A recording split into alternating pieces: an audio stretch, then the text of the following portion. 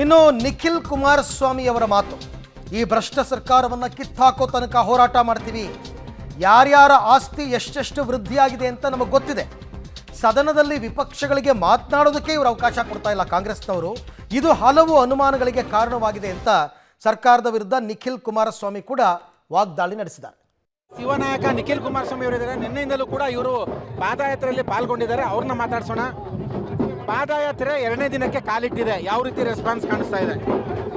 2ನೇ ದಿನದ ಪಾದಯಾತ್ರೆಯಲ್ಲಿ ನಿನ್ನೆ ದಿನ 16 ಕಿಲೋಮೀಟರ್ಗಳು ಕೆಂಗೇರಿಯಿಂದ ಬಿಡದಿವರೆಗೂ ಎರಡು ಪಕ್ಷದ ಕಾರ್ಯಕರ್ತರುಗಳು ಹೆಜ್ಜೆ ಹಾಕಿರ್ತಕ್ಕಂಥದ್ದಷ್ಟೇ ಅಲ್ಲ, ಕೇಂದ್ರದ ಸಚಿವರಾಗಿರ್ತಕ್ಕಂಥ ಮಾನ್ಯ ಕುಮಾರಣ್ಣ ಅವರು ಹಾಗೂ ಮತ್ತೊಬ್ಬರು ಮಾಜಿ ಮುಖ್ಯಮಂತ್ರಿಗಳು ಮಾನ್ಯ ಯಡಿಯೂರಪ್ಪಾಜಿ ಅವರು ಚಾಲನೆ ಕೊಟ್ಟಿದ್ದಾರೆ.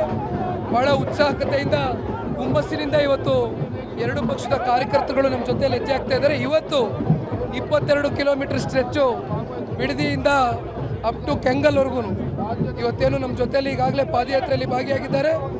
ಬಿಸಿಲಿರಲಿ, ಮಳೆ ಬರಲಿ, ಚಳಿ ಇರಲಿ, ಇವ್ಯಾವು ನಮಗೆ ಲೆಕ್ಕ ಅಲ್ಲ. ಇವತ್ತು ಈ ರಾಜ್ಯದ ಸಂಪತ್ತನ್ನು ಲೂಟಿ ಮಾಡ್ತಾ ಇರ್ತಕ್ಕಂಥ ಈ ಕಾಂಗ್ರೆಸ್ನ ಭ್ರಷ್ಟ ಸರ್ಕಾರವನ್ನು, ಈ ಭ್ರಷ್ಟ ಮುಖ್ಯಮಂತ್ರಿಗಳನ್ನ ಇವತ್ತು ಕಿತ್ತೊಗೆಯವರೆಗೂ ಈ ಪಾದಯಾತ್ರೆಯನ್ನು ನಾವು ಇದೇ ರೀತಿ ಬಹಳ ಹುಮ್ಮಸ್ಸಿನಿಂದ ಮುಂದುವರಿಸ್ತೇವೆ. ಎಲ್ಲೋ ಒಂದು ಕಡೆ ಡಿ ಕೆ ಶಿವಕುಮಾರ್ ಮತ್ತೆ ನಿಮ್ಮ ತಂದೆಯವರ ನಡುವೆ ಆಸ್ತಿ ವಿಚಾರಕ್ಕೆ ಜಟಾಪಟಿ ನಡೀತಾ ಇದೆ. ಇದು ಒಂದು ವೇದಿಕೆ ಆಗಿದೆಯಾ ಪಾದಯಾತ್ರೆ ಅಂತ?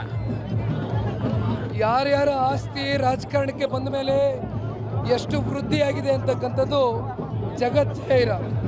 ಚುನಾವಣೆ ಸಂದರ್ಭಗಳಲ್ಲಿ ನಾವು ಅಫಿಡವಿಟ್ ಫೈಲ್ ಮಾಡಲೇಬೇಕು.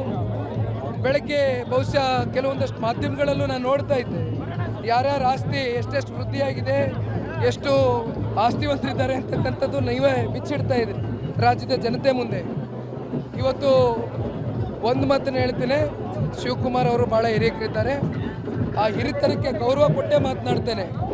ಏಕೆಂದರೆ ಈ ರೀತಿ ಏಕವಚನದಲ್ಲಿ ಮಾತನಾಡ್ತಕ್ಕಂಥದ್ದು ನಮಗೂ ಬರುತ್ತೆ, ಆದರೆ ಇದರ ಅವಶ್ಯಕತೆ ಇಲ್ಲ. ರಾಜ್ಯದ ಜನತೆ ಎಲ್ಲವನ್ನೂ ನೋಡ್ತಾ ಇರ್ತಾರೆ.